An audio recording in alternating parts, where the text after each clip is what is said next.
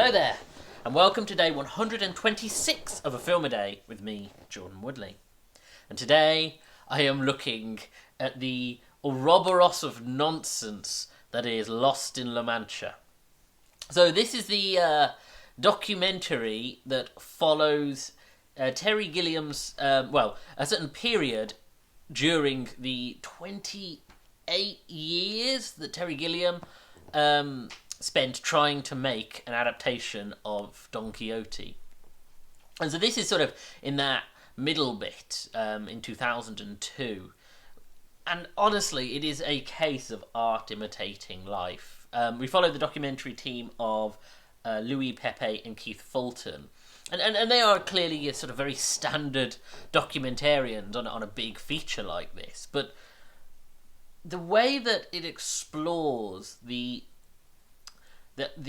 sense that, in some respects, Terry Gilliam is the Don Quixote of life in this scenario, and the parallels, it's extraordinary because he would almost, if you were to show someone this documentary, you would accuse it of being a comedy. Like one of the meta-textual, self-aware comedy where it's like, oh, is this real, or is this a film, or is this a film that's also real, or reality within etc., etc., because it is of such a strange series of circumstances that have led to, well, even this point in 2002, although I'll go on to what happened afterwards, but because Don Quixote should be a fairly straightforward text to adapt.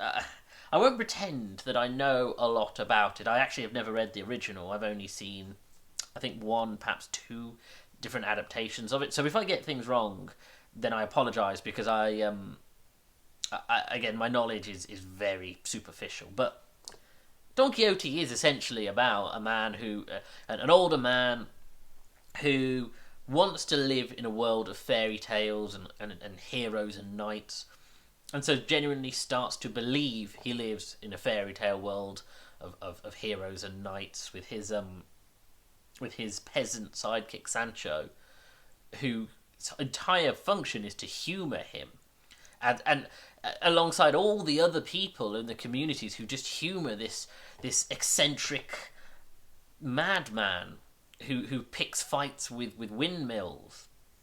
And so you can start to see the sort of how the meta text of it relates to Terry Gilliam as this incredibly well respected,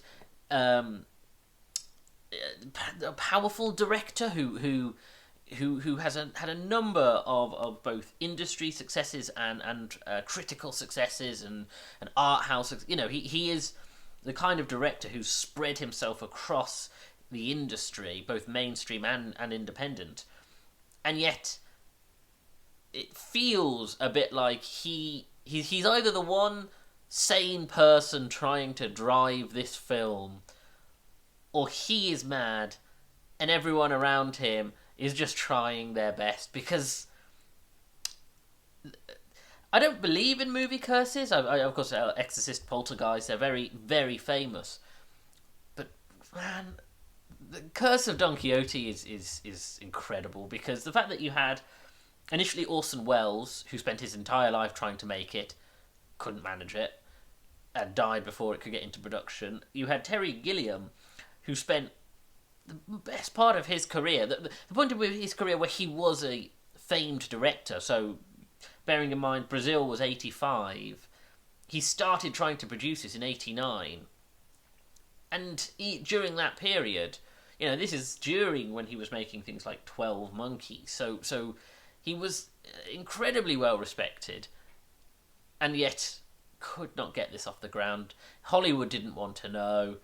He'd had to take it to Europe, and this is where we are in 2002. He's in Spain, trying to make this film. At this point, he's got, who is it? Gene Rockford as Don Quixote, and Johnny Depp as Sancho, and Johnny Depp's then partner Vanessa Paradiso as the daughter, I think. I'm not sure, but like I said, my knowledge isn't foolproof. But and it is a thing where I've tried very hard when doing this show, this series, to be incredibly even-handed to filmmaking, even when I've discussed films that are objectively seen as bad, or films that are by directors who are not particularly well respected by either the industry or by the public, or films that frankly are head-scratchingly bizarre, where you think, well, what were you trying to do with this? Because the fact that we get films, and I said this many, many months ago, I said, the fact that films manage to get through production, get made, and get into cinemas is almost a marvel most of the time. And yeah, you could say, well, hundreds of films are being made all the time. They can't be that difficult, but it really genuinely is. When you see a film where you go, well, this is just a mess, the reason is that not because the director didn't have the vision or the drive, it is because the elements were just, it takes a force of will sometimes to bring disparate elements together, and this film is a demonstration of that.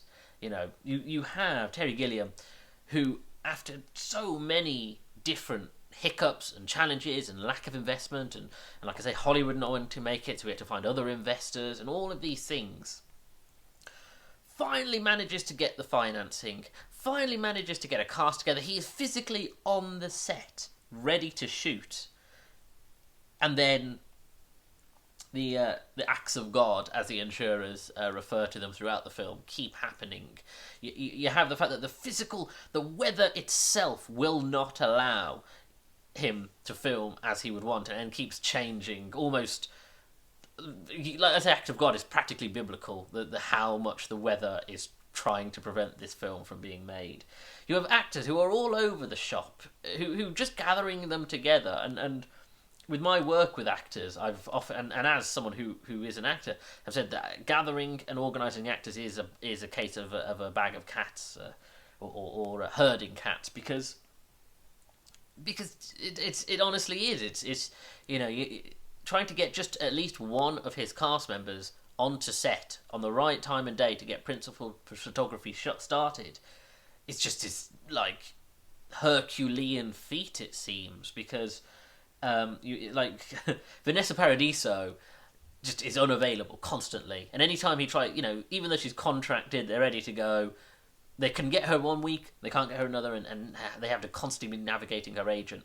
They managed to get Johnny Depp on set ready. Gene Rockford has spent 7 months learning English for the role, arrives on set, and immediately starts having problems with his prostate, and therefore, and considering riding a horse is probably the most important thing for that role, and he can absolutely ride a horse, but not right now, not with the issues that he was having, and he had to then be flown off back to the doctors to then put the film off, and it's things like that where you're just like, how this is Sod's law, this is everything possible that could be made to prevent this film from existing is being put in front of Terry Gilliam, and you just watch him pulling his hair out, because he all he wants to do is make a film, and normally that isn't a problem. I mean, he talks about a film called Baron Munchausen, which he talked about how that was wildly missold to him in terms of, like, it was 10 million over budget. He arrived on set and just everything was a hell, but he managed to make it. This has the financing, it's ready to go, and they cannot physically make this film happen. He'll turn up on days and extras essays aren't trained when they're supposed to be. Like, they're supposed to be trained on the Saturday, but they couldn't all get together. So when they turn up on the Monday and they're not ready to do the scene, there's nothing that can be done. Action scenes are unprepared for. He has, like I say, there was the issue with the horse and getting Gene Rockford on the horse, where he said, "I'll just put him on the horse." Producers are saying, "Put him on the horse." Luckily, I think it's the AD, Phil. Oh, I forget his name, but he basically said, Phil Patterson cannot be put on this horse, and basically puts his foot down. And it's stuff like that where it's just like, like I say, it's a farce.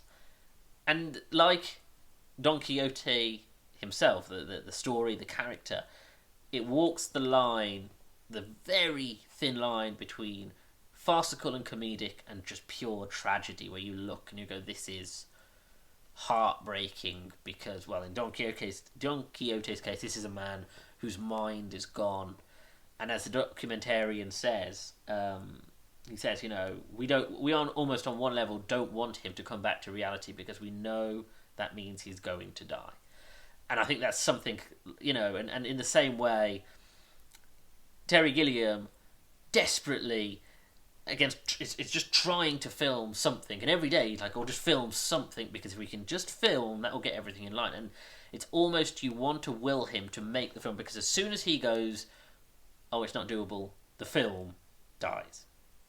Now, there is a bit more to it, because of course that Lost in La Mancha was made in 2002, and finally in 2018 a film called The Man Who Killed Don Quixote was released, starring Adam Driver and Jonathan Pryce. And the tragedy of all of this is, it came out, it was not much fanfare, and that's, again, this is the weight of filmmaking, is the fact that filmmakers, directors, producers will bend over backwards, will suffer, will climb their way across a bed of nails to get a film made.